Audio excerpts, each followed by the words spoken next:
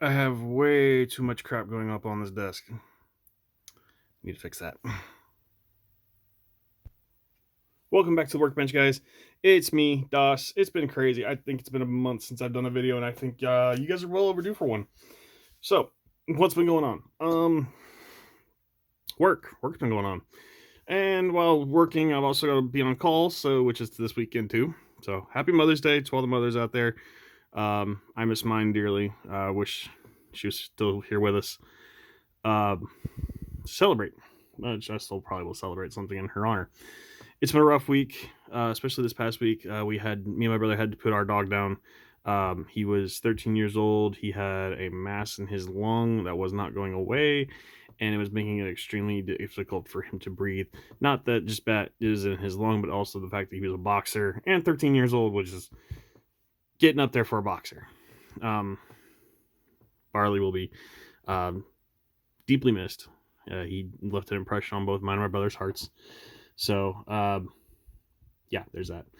But in the meantime, I have completed a few projects, done a little bit of tinkering here and there, plus questioning life choices. But let's go on with the first thing, something I actually completed, something I finished, and that would be my Ninja Turtles minis.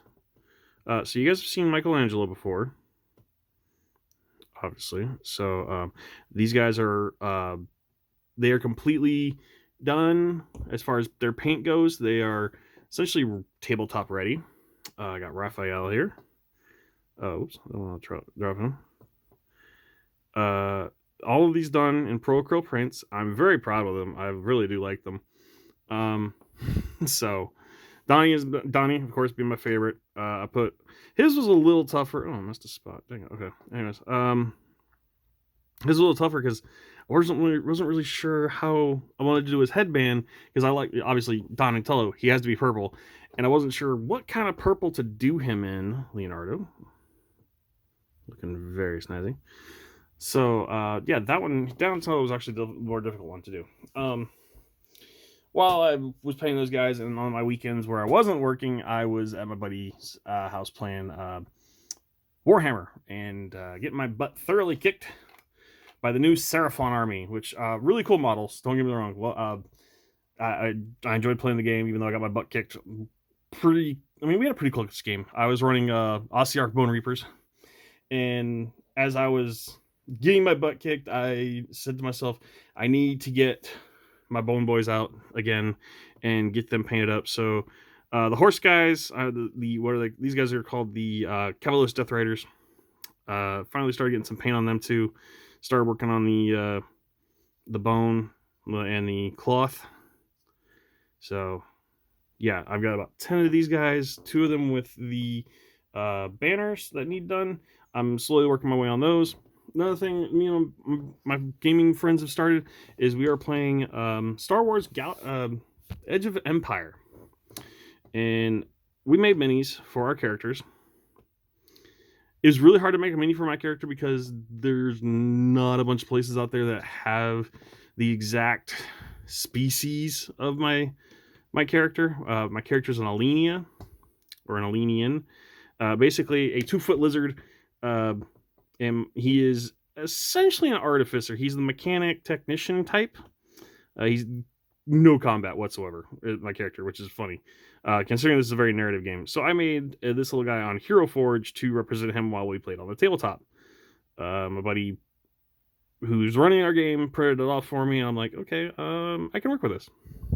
My brother, who, however, is running a Mandalorian who's working for a hut.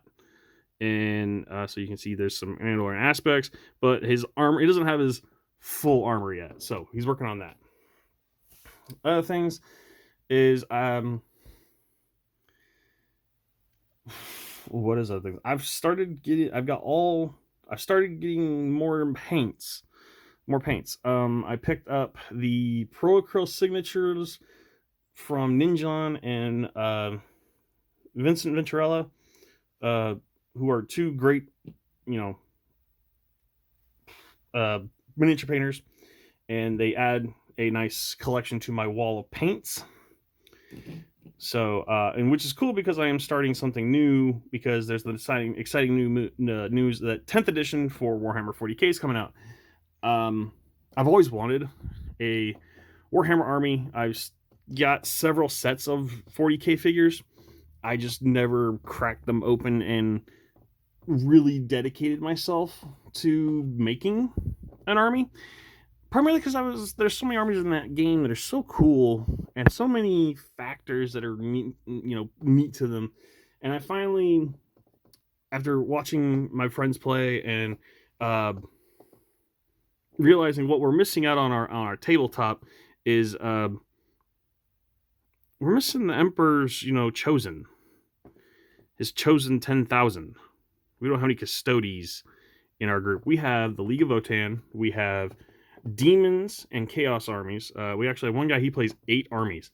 He plays all 4 aligned demon armies for chaos, and then he plays World Eaters, Death Guard, Emperor's Children, and Thousand Sons. So he plays all 4 chaos aligned Traitor Legions too, which is really cool. We've also got a Tau player, a Raven Guard player, a Imperial Fist player, a Black Templar player. Gross, right? What else do we have? We have a Gene Stealer player and a Tyrannid player as well. And I was like, man, it's hard to choose, because it's like, oh, we also have an Eldari player. So it's like, man, like we have almost all the factions in 40k covered under essentially one gaming group. And I'm like, okay, but we don't have anything from the Emperor himself.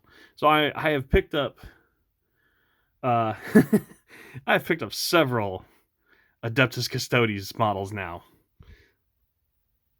A friend of mine was also selling his essentially they've been sitting in his closet for several years, and so he sold me his Adeptiacustodies army, and it's got a nice batch. It's got like about 15 wardens, or no, 15 guards, like 10 wardens, 6 of the Terminators, like 4 of the jet bikes, 1 of the Forge World Dreadnoughts, and a Dreadnought tank, or a tank from Forge World. I've never messed with Forge World stuff. This will be a first time for me. Really excited to get those out, get them cleaned up, and start seeing what I can do with that.